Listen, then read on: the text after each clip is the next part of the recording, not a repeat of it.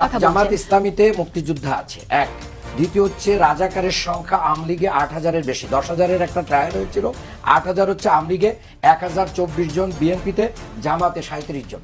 তাহলে কাদেরকে মানে দেশপ্রেমিক দল বলবেন? রাজাকারের দল কারা? রাজাকারের দল হচ্ছে আওয়ামী লীগ। আওয়ামী লীগ হচ্ছে রাজাকার পুনর্বাসন কেন্দ্র তৈরি করেছিল। যখন শেখ মুজিবুর রহমান যুদ্ধ অপরাধের বিচার করেছিল, সেই বিচারের সময় একজন জামাত নেতার নাম পাওয়া যায় নাই যাদেরকে শাস্তি দেওয়া হয়েছে, যাদেরকে তালিকাভুক্ত করা হয়েছে, এবং যাদেরকে ক্ষমা করা হয়েছিল তার ভিতরেও জামাতের কারণ নাম ছিল না। তাহলে মূলত জামাত বা জামাত ইসলামী আন্দোলন করে যে কোরআন এবং সুন্নাহ ভিত্তিতে এই দেশকে পরিচালিত করতে চায়, কোরআন সুন্নাহর আলোকে এই দেশ চালাতে চায়, এটাকে বাধাগ্রস্ত করার জন্য জামাত ইসলামীকে এভাবে বারবার কি করা হয়েছে, বাধা দেওয়া আছে। কিন্তু মানুষ তো এখানে এসেছে, আমাদের নেতারা যখন এখন জেলায় জেলায় যাচ্ছেন, লক্ষ লক্ষ মানুষ আসতেছে, হিন্দুরাও আসতেছে, তাহলে কেন জামাত ইসলামীটা এখন জনগণের দলে পরিণত হয়েছে? আমি মনে করি এটা এখন আর গ্রহণযোগ্য না। এরপরে স্পষ্ট আমি আরেকটু আমার প্রশ্ন আছে, আপনি বলছেন কোরআন সুন্নাহর আলোকে দেশ পরিচালনা করতে চান আপনারা, খুব ভালো কথা এটা, কিন্তু কোরআন সুন্নাহর আলোকে দেশ পরিচালনা করতে চাইলে আপনাদের নিবন্ধন কি আপনারা পাবেন?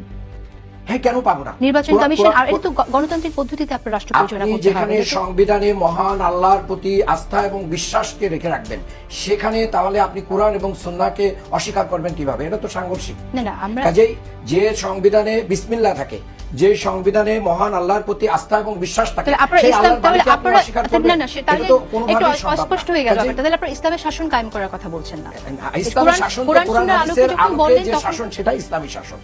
কিন্তু এটা তো চাপিয়ে দেয়া না, এটা চাপিয়ে দেওয়া হয় না, এটা জনগণের আস্থা অর্জন করেই, জনগণ এটাকে রায় দিয়েই যদি জনগণ এই দলটাকে ভোট দেয়, তাহলে জনগণের কাছে তো সেই কোরআন সুন্নাহ অনুযায়ী মানুষ কি করবে। আজকে দেখেন বাংলাদেশে এক্সাম্পল দিতে চাই, যদিও আওয়ামী লীগ ইসলামী ব্যাংকটাকে লুটপাট করে শেষ করে দিয়েছে, বাংলাদেশে যখন সুদমুক্ত ব্যাংকের অপশন দেওয়া হয়েছে, ১ নম্বর ব্যাংকে পরিণত হয়েছে ইসলামী ব্যাংক। কেন? জনগণ আস্থা পেয়েছে যে না, ইসলামী ব্যাংকেই হচ্ছে আমার আমানত সুরক্ষিত থাকবে, এবং এটা এই এশিয়ার ভিতরে সবচেয়ে ভালো ব্যাংকে পরিণত হয়েছে। তাহলে বাংলাদেশে যদি আজকে আপনার যদি কোর্ট করতে দেওয়া হয়, বিচার বিভাগে, যে ঠিক আছে ইসলামী আদালত হবে, এখানে যে কেউ ইচ্ছা একজন নাগরিক সে ওই আদালতে বিচার ফাইল করতে পারবে, তাহলে দেখবেন যে 90% বিচারক ওখানে চলে যাবে বিচার। জায়গাটা, তাহলে এই জায়গাটা এত জনগণের হাতে ছেড়ে দিতে হবে, এটাকে তো আমরা আপনি তো অবশ্যই রাজনীতিবিদরা এটাই বলে সবকিছু জনগণের হাতে ছেড়ে দেওয়া হবে।